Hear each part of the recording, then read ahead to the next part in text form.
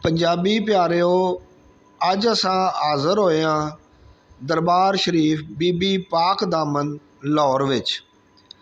इस दरबार शरीफ बारे बहुत सारिया रवायतां ने जिन्हां दी तफसील बयान करिए ते गल खिलरदी जाएगी। ज़्यादातर खोजकार इस गल ते मुतफिक ने इत्थे हज़रत अली रज़ी अल्लाह ताला अनहो दी गैर फातमी औलाद विचों धी राणी हज़रत रकैया रज़ी अल्लाह ताला अनहा, जो गाजी अब्बास अलमदार रज़ी अल्लाह ताला अनहो दी भैन ते हज़रत मुस्लिम बिन अकील रज़ी अल्लाह ताला अनहो दे अकद विच सन। इन्हां नाल 5 बीबियां होर भी दफन ने।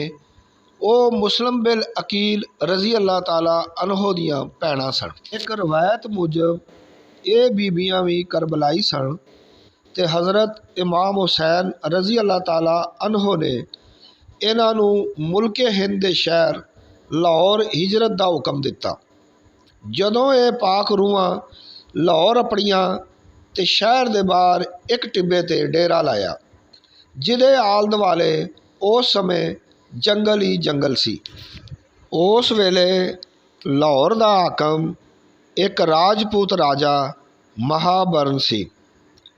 उस अपने बंदियां नूं गिरफ्तारे लई घल्लिया ते हज़रत रकैया रज़ी अल्लाह ताला अनहा ने उन्हां नूं दस्सिया, असी आले रसूल हाँ ते लड़न वास्ते नहीं आए। आवाज़ विच इन्ना दबदबा सी, सिपाही वापस चले गए ते उन्हां जाके ये सारा माजरा राजा नूं सुनाया। आओ रल के दरबार शरीफ की जियारत करते हैं। महाबरन ने फिर अपने पुत्र नूं जदों बीबियां नूं गिरफ्तार करन लई भेजिया ते बीबी साहिबा उहो ही जवाब दिता।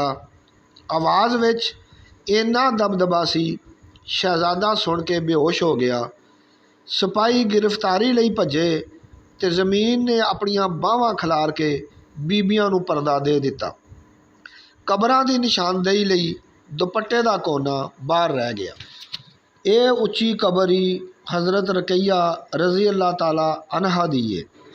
महाबरन दे सपुत्र नूं जदों होश आया तो वह मुसलमान हो गया तो फिर दरबार दा सेवादार बन के उम्र लंघाई, जो बाद विच बाबा खाकी दे नां तो मशहूर होए। बाबे खाकी दी औलाद कई 100 साल तक सेवादार रही। चेते रवे ये वाकया बरे अजीम विच इस्लाम दी आमद तो 32 वरे पहले दा है। सदियां तो मखलूके खुदा इत्थों झोलियां भर भर के मुरादां पा रही है। मित्र प्यारिओ, 2005 विच पंजाब दे वज़ीर आला ने इमाम रज़ा रज़ी अल्लाह ताला अनहो दे रोज़े दी इंतज़ामिया नूं खत लिखिया। उन्हां पुछया जे खोज परख करके दसो लाहौर विच ही हज़रत रकैया रज़ी अल्लाह ताला अनहा दा मज़ार शरीफ है।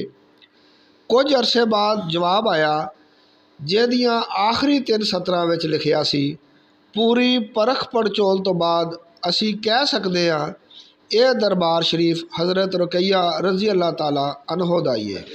दरबार शरीफ दे नाल मुलिका बाबे खाकी ते उन्हां दी औलाद दियां कबरां भी ने। कुछ अकीदतमंद भी मदफून ने।